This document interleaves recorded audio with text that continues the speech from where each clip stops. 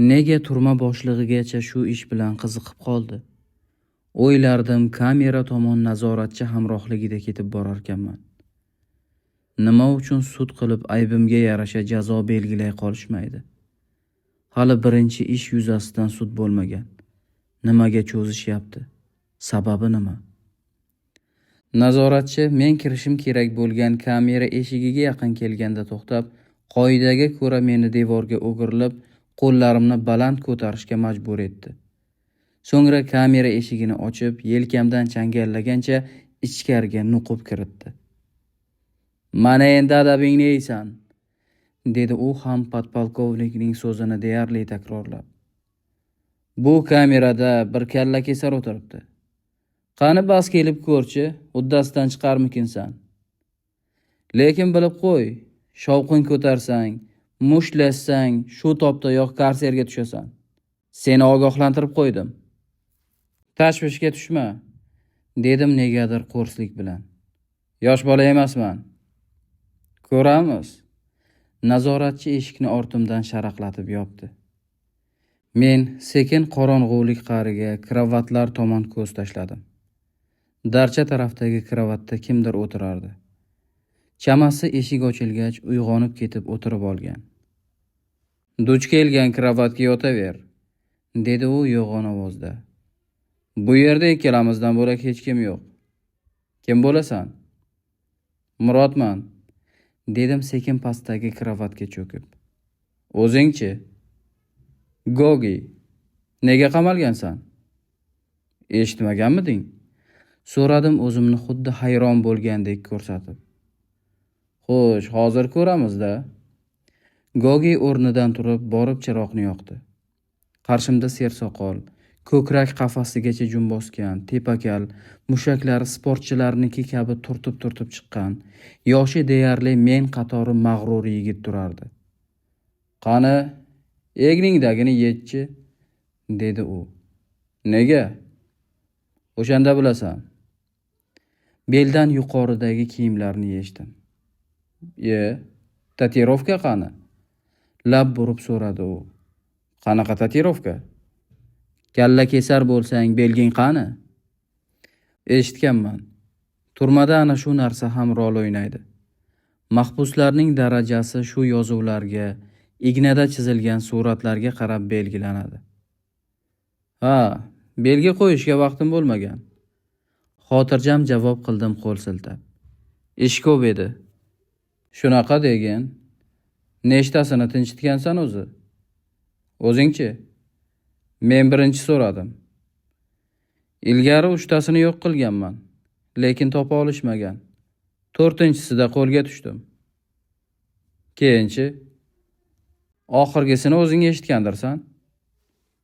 Gogi kulib yubordi. "Lekinchi?" kulgu aralash yelkamga shapatiladi. "Boplabsan. Mana shunisini boplabsan. Mentlarning adabini beraverish kerak. Ochig'i senga kamida 20 yil berishadi-yov." "Menga baribir", dedim qovog'imni uyib. "Asosiysi o'zimni ishimni qildim." "To'g'ri qilgansan. Ana endi bratvalar seni qo'llarida ko'tarib yurishadi." Ochig'i tushunmadim. Kim o'zi u bratva? Yo'q. So'rasam qovun tushirishim mumkin. Yaxshisi o'zimni go'yo tushungan qilib ko'rsataveraman. "Uyqung keldimi?" so'radi Gogi. "Yo'q, nima edi?" "Unda hozir senga tatuirovka chizamiz." "Qanaqa tatuirovka?" "Sening bilagingga fil suratini chizamiz. Chunki sen bolalikdan faqat azob chekkan ekansan." "Qayerdan bilding?" so'radim kulimsirab. "Bu yog'i bilan ishing bo'lmasin. Aytgancha, boshqa bilagingga miya suratini chizamiz." "Nega endi miya?" "Miya kalla kesarlikning asosiy belgisi hisoblanadi. Xo'sh, rozimisan?" Men bosh irg'ab Gogining taklifini ma'qulladim. Erta tonggacha Gogi o'ng bilagimga fil, chapiga miya suratini chizib ulgurdi. U yana menga turmaning ko'p sir asrorlarini gapirib berdi. So'ngra qo'limga bir qog'oz tutqazdi. Qog'ozda igna bilan chiziladigan suratlarning izohi yozilgan edi. Sinchiklab o'qiy boshladim. Miya, toj, yetakchi bo'lishga intilayotgan jinoyatchilar ramzi. Fil, bolalikdan azobda yashaganlar belgisi. Mash'ala, turmadagi jinoyatchilarning do'stlik belgisi. Ha, men shu oddiy qog'oz sabab bo'lib, jinoyat olamidagi sir asrorlarning bir qismidan boxabar bo'ldim.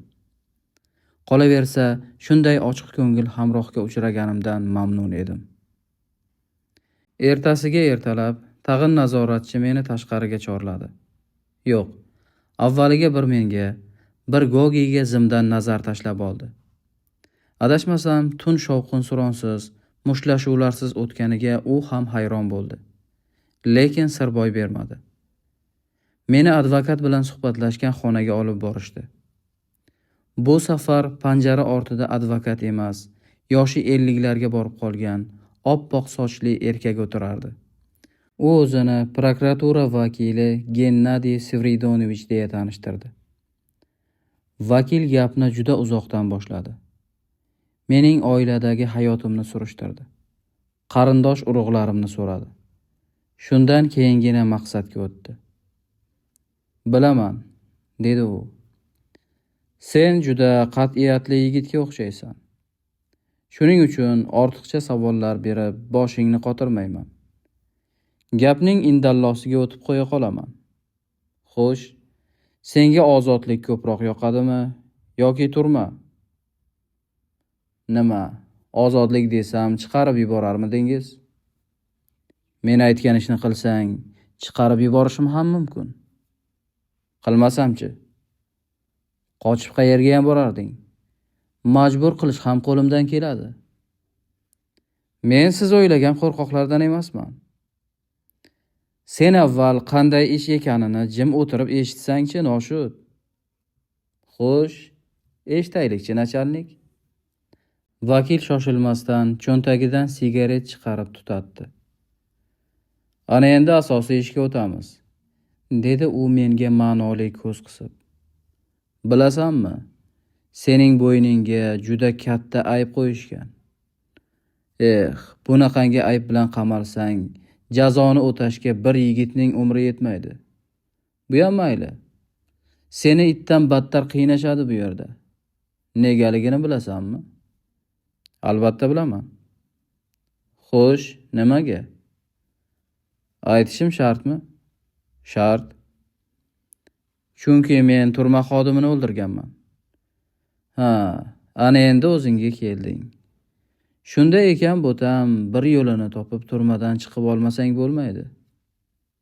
Keyinchi, dedim ayyorligim tutib. Keyin nima bo'ladi? Dard bo'ladi, jerkib berdi vakil. Qanaqa g'alchasan o'zi, a? Men sening foydangni ko'zlayapman, yaramas. Menchi, beixtiyor baqirib yubordim. Siz menga uy joy berasizmi? Ish, pul bilan ta'minlaysizmi? Nega indamaysiz? Mening ilgari qanday hayot kechirganimni bilmaysiz-ku. Seni ishing bilan to'liq tanishib chiqqanman. Meni hech narsadan bexabar deb o'ylama. Hammasini oldindan cho'tga solib ko'rganman. Agar menga bir ishda yordam bersang, ozodlik ham, pul ham, uy ham, ish ham bo'ladi. Manaman deganidan yaxshiroq yashaysan. Nima ish ekan u? Bilsam bo'ladimi? Dedim o'zimni bosib. Navbatchilik qismi boshlig'i Vasiliy Ivanovichni bilasanmi? Baland bo'yli mayormi? Xuddi o'zi. Bilaman. O'shani kuzatasan. Bildimki, u menga sotqinlikni taklif etyapti. Menga aytishlaricha, u yangi kelgan mahbuslarni tunayotganmish. Qimmatbaho buyumlarni o'zlashtirib yuborayotganmish. Meni eshiting, janob, dedim qizishib. U kim, nima qiladi, kimni tunaydi, sariq chaqalik ishim yo'q. Men bu joyga o'limimni bo'ynimga olib kelgan odamman. Lekin o'lsam ham hech qachon sotqinlik qilmayman. Qoyil, mard yigit ekansan. Seni bir sinab ko'rmoqchi edim. Bilasanmi, baribir seni chiqarishmaydi. lekin ichkarida ham o'z o'rningni topishing mumkin. Ehtimol qonundagi o'g'ri, ya'ni vorzakon bo'larsan. Sen bunga loyiq yigitsan. Vorzakon. Kim u? Bu so'z menga begona edi. O'z-o'zidan kimdir meni vorzakon etib tayinlarkanmi? Kulgimni qistatmang, dedim xuddi hammasini tushunib turganday. To'g'ri, lekin bu ishda men senga yordam berishim mumkin. Qanday qilib? Dedim ajablanib. Avval turma qonun qoidasini yaxshilab o'rganib ol. O'zingni qanday tutishni, kimga nima deyishni. Buni menga kim o'rgatadi? Senga bir odam biriktiraman. U anchadan beri navbatchilik qismini supur-sudur qilib yuradi. O'sha senga o'rgatadi hammasini. Biror gaping bo'lsa qog'ozga yozib, o'shandan berib yuborasan. U menga yetkazib turadi. Buning uchun senga alohida kamera ajrattiraman. Kamera darchasi ortidan uzun sim o'tgan. Sen barcha ma'lumotlarni qog'ozga yozib, lattaga o'raysan va o'sha simga boylab qo'yasan. Vassalom. Ma'lumot to'g'ri mening qo'limga borib tegadi. O'ylab ko'rishim kerak, dedim negadir yuragimni vahm bosib. Bu siz o'ylaganchalik oson ish emas. Xavotir olma. O'ylab ko'rishga sira vaqt yo'q. Hozirdanoq ishga kirishishing kerak. Bu yerdan chiqishing bilan senga alohida kamera ajratiladi. Biroz o'tib oldinga men tayinlagan o'sha odam boradi. Yaxshi. Ketsam maylimi? Boraver. Omadingni bersin. Chiqib ketyapman-u, yuragim negadir g'ash bo'ldi. Bu yerda bir gap borday tuyuldi. Nima bo'lsa bo'lar deb o'zimga tasalli berdim. Gennadiy Sviridonovich dastlabki va'dasini bajardi. Men uning huzuridan chiqiboq alohida kameraga joylashdim. Sal o'tmay soqollari o'sib ketgan, keng yelkali, 60 yoshlardagi kar soqov mahbusni kiritishdi. Biz yozma ravishda gaplashdik. Ismi Saveliy ekan. Kelasi yil turmaga tushganiga roppa rosa 6 yil to'larmish. Nogiron bo'lgani sababli zonaga yubormay turmaning o'zida qoldirishibdi. Lekin nimaga qamalganini aytmadi. Kechqurun kelishga va'da berdi-yu, chiqib ketdi. Saveliyni kuzatib qo'ygach, men darcha ortini ko'zdan kechirdim. Ha, devor bo'ylab uzun sim o'tgan. Kravatlardan birining ostidan uzun tayoq ham topdim. Demak, ma'lumotni qog'ozga, so'ng lattaga o'rab, kichik sim bilan boylayman va simning bir uchini o'sha aloqa ipiga osib qo'yaman. O'zimni turmaning xo'jayinidek his etdim. Yelena bilan uchrashishni so'rab ko'rsammikan? Uni negadir sog'ina boshladim. Ajab emaski, uchrashuv bahona ko'nglini ovlasam. Oradan yarim soatcha vaqt o'tib, kamera eshigi darchasi sharaqlab ochilib, turma nazoratchisining boshi ko'rindi. Senga peredachka bor, dedi u katta qog'oz qutini darchaga qo'yib. Yaxshiroq yeguliklar bo'lsa, menga ham uzatishni unutmassan? Unutmayman, dedim hayron bo'lib qutini ichkariga olarkanman. Men xasis emasman. Nimalar bo'layotganini tushunmayotgan edim. Kim menga bularni jo'natishi mumkin? Qarindosh urug'im bo'lmasa bu yerlarda. Yo Nina xola jo'natganmikan? Shosha-pisha qutini ochdim. Ichida bir shisha konyak, 2 quti shokolad, apelsinlar, go'sht, yana bir nechta qog'oz pul. Pullar ostida bir qog'oz yotardi. Ochdim. Qog'ozda qisqa qilib seni sevaman deb yozib qo'yilgandi. Qiziq, o'ylardim hayajonim ortib. Nahotki Yelena yo'qlagan bo'lsa? Ha, xuddi o'sha.